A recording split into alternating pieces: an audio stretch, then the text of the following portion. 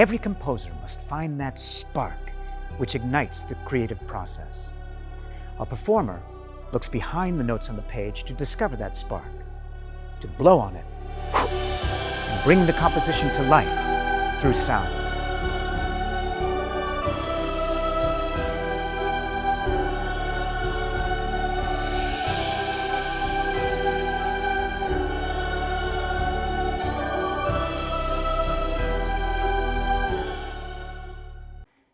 Hello, and thank you for joining us.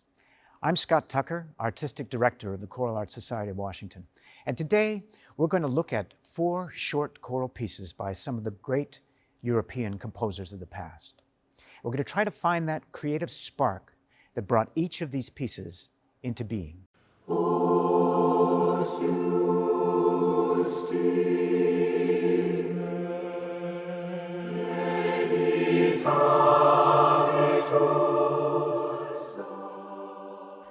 Os justi is Latin for the mouth of the righteous, and they are the first 2 words of the section of Psalm 37 that Bruckner chose to set for this short religious piece. The whole translation is brief and direct. The mouth of the righteous utters wisdom, and their tongue speaks justice. The law of God is in their heart, and their feet shall not be moved. The first thing to say is that Bruckner organizes his musical setting into an ABA structure. That is, the first line has certain identifiable music.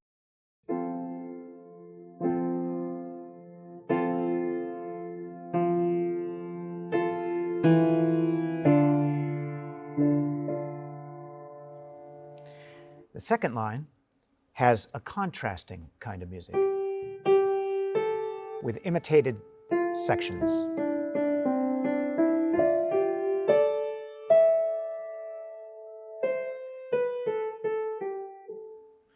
And then on the third line, he comes back to that first identifiable music.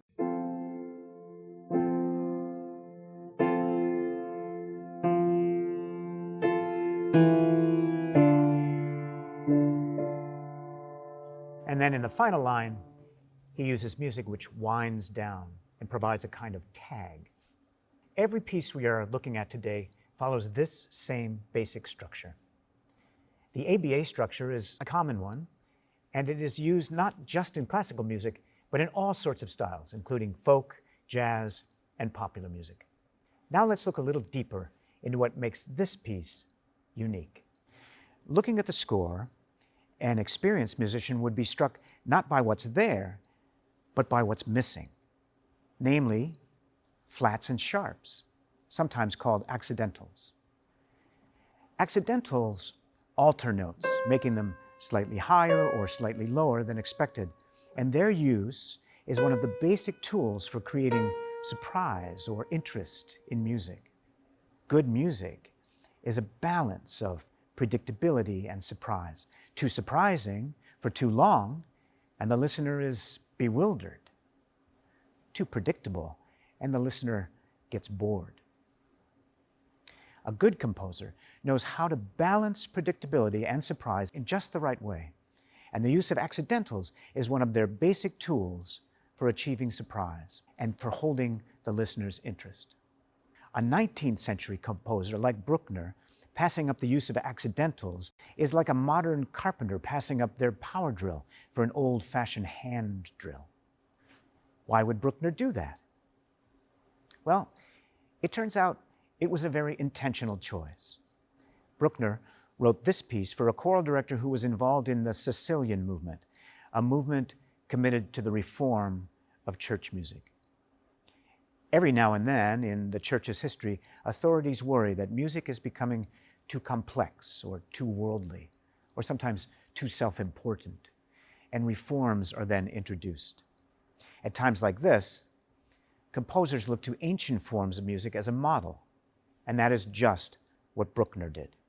Music in Bruckner's time had long since settled into the system of major and minor scales that we use even to this day. So the major scale that someone like Bruckner would use is the same do, re, mi, fa, sol, la, ti, do that we all know from The Sound of Music. It's a combination of half steps and whole steps, always in the same order. In ancient music, let's say the 10th, 11th, or 12th centuries, there were not just one or two scales, but many, each with its own unique combination of half steps and whole steps, and these were called modes. Instead of the do, re, mi major scale, Bruckner chose to base his piece on one of these ancient modes, namely the Lydian mode.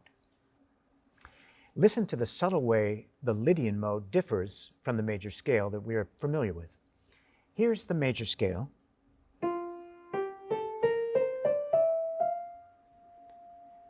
And here's the Lydian mode.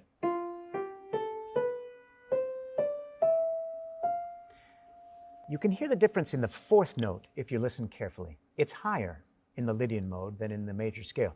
Listen again to just the first 5 notes. First the major scale again,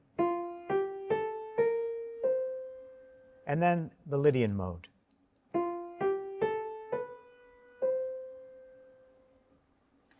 This may seem like an insignificant difference at first hearing, but this small change has ramifications that reverberate through the whole piece, just like that well-worn metaphor of the butterfly that flaps its wings in California, only to cause a typhoon in Japan. Surprise and interest are created not by the use of flats and sharps in this case, but by the unusual melodic and harmonic twists that this mode creates. The other ancient tool that Bruckner utilizes to create interest is the use of a long chain of suspensions.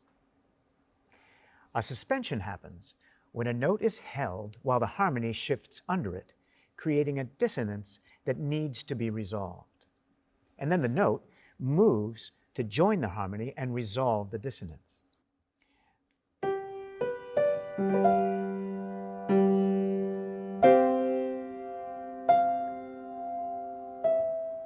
You hear how that upper note has to move.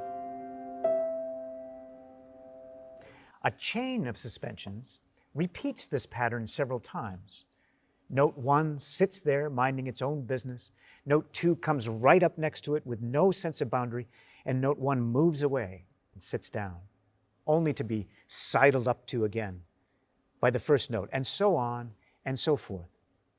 This pattern in sound is a wonderfully fascinating one, and it was used to great effect by composers like Monteverdi, who lived 250 years before Bruckner. Listen to this chain of suspensions from Monteverdi's madrigal Si ch'io vorrei morire.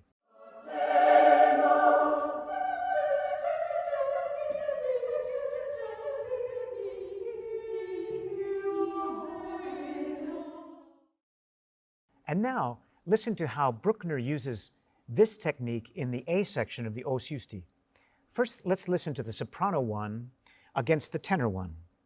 The tenor starts here. The soprano rubs against it.